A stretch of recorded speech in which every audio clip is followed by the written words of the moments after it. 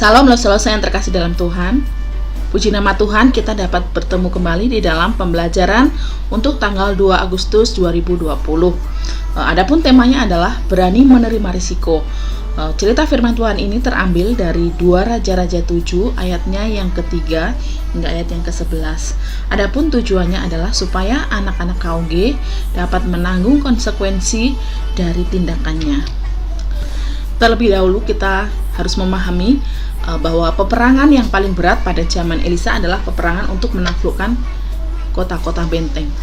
Biasanya cara penaklukan ini dilakukan dengan mengepung kota berbenteng itu hingga orang-orang yang terkepung menyerah, dan biasanya karena kelaparan.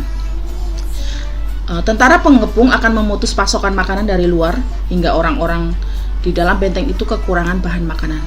Nah, Samaria mengalami kepungan hebat dari Ben-Hadad Raja Aram, di mana pasukan Aram berhasil memukul mundur pasukan Samaria sehingga mereka berlindung di dalam benteng Maria. Setelah dikepung, penduduk Samaria ini mengalami kelaparan yang paling hebat, sehingga dikatakan bahwa harga kepala keledai dan kotoran merpati menjadi mahal karena orang-orang Samaria ini terpaksa harus memakan kepala keledai dan kotoran merpati. Dan bahkan hal yang paling membuat muak adalah karena kelaparan yang terjadi di tengah-tengah rakyat Samaria ternyata sampai membuat ibu-ibu memakan bayi-bayi mereka sendiri. Nah, keadaan yang memuakkan ini membuat Raja Yoram berduka cita dan bersumpah ingin memenggal kepala Elisa. Hal ini terdapat di dalam 2 Raja-Raja 6 ayat 30 sampai ayat yang ke-31. Karena dia sangat menyalahkan Tuhan untuk kejadian ini. Nah, ternyata Tuhan tengah bekerja memberikan ketakutan di dalam hati orang-orang Aram. Jadi mereka sendiri memulai desas-desus bahwa Raja Israel telah mengupah orang-orang Mesir dan orang-orang Het untuk menyerang orang-orang Aram. Ini dapat kita lihat dari 2 Raja-Raja 7 ayat yang ke-6. Nah, adapun desas-desus ini mungkin berkembang karena orang Samaria masih juga belum menawarkan harta benda mereka untuk membuat orang-orang Aram mundur dan meninggalkan mereka. Tetapi setelah itu, Tuhan juga memberikan bunyi-bunyi kereta kuda dan tentara yang besar untuk didengar oleh orang-orang Aram. Sehingga saat mendengar beratnya langkah pasukan itu membuat mereka tahu bahwa ada pasukan yang sangat besar mendekat ke perkemahan mereka. Sehingga bunyi-bunyi itu membuat orang-orang Aram menjadi ketakutan dan lari begitu saja. Sehingga saat mereka lari, mereka meninggalkan semua harta dan persediaan makanan yang mereka simpan yang berlimpah-limpah itu. Nah, di sana ada 4 orang kusta yang berada di luar benteng yang sangat kelaparan pada saat itu, di mana 4 orang kusta yang ada di luar pintu gerbang Samaria memutuskan untuk masuk ke perkemahan orang-orang Aram untuk meminta makanan. Hal ini terdapat di dalam 2 Raja-Raja 7 ayat 3 sampai ayat yang ke-4. Mereka tidak boleh masuk kota Samaria karena mereka menderita kusta. Maka mereka sepakat untuk pergi memohon belas kasihan orang-orang Aram dan memohon makanan dari mereka. Tetapi ternyata ketika mereka tiba di perkemahan tentara Aram, seluruh tentara telah pergi meninggalkan semua harta benda dan makanan mereka.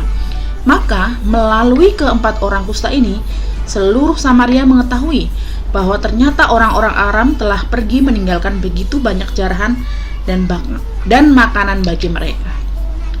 Nah, adapun hal yang dapat kita pelajari dari firman Tuhan ini adalah yang pertama, Tuhan memakai ke-4 orang yang sedang mengalami penyakit kusta ini untuk menjadi informan bagi penduduk Samaria.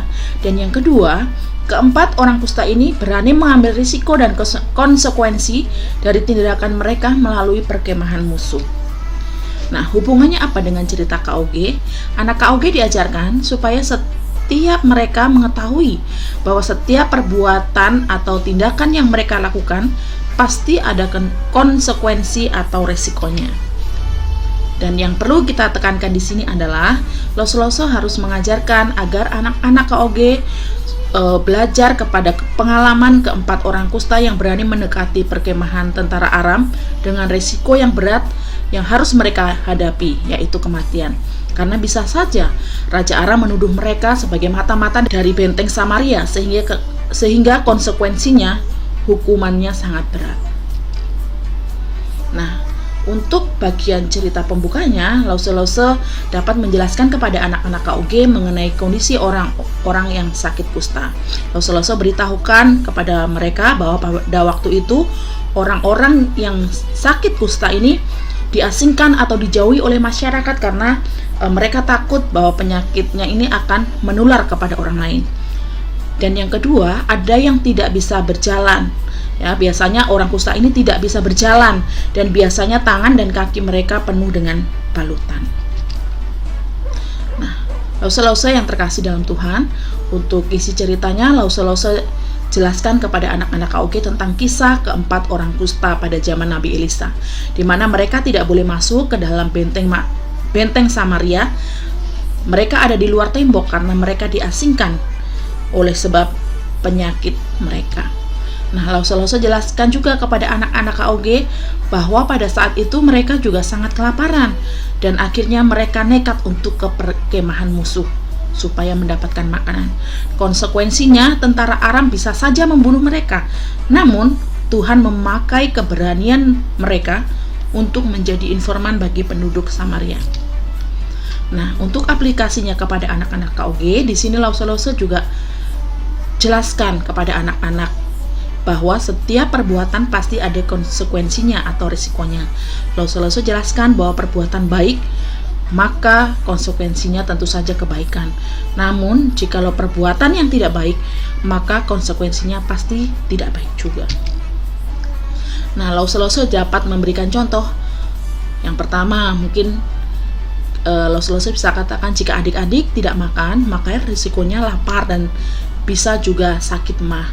Atau yang kedua, jika tidak mengerjakan tugas, maka risikonya nilainya pasti jelek.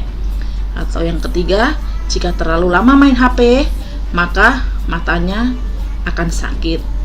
Yang keempat, jika main di tempat yang kotor, pasti badannya gatal-gatal dan sakit. Nah, Lause tekankan supaya anak-anak KUG melakukan perbuatan yang baik. Selamat mempersiapkan diri. Tuhan Yesus memberkati.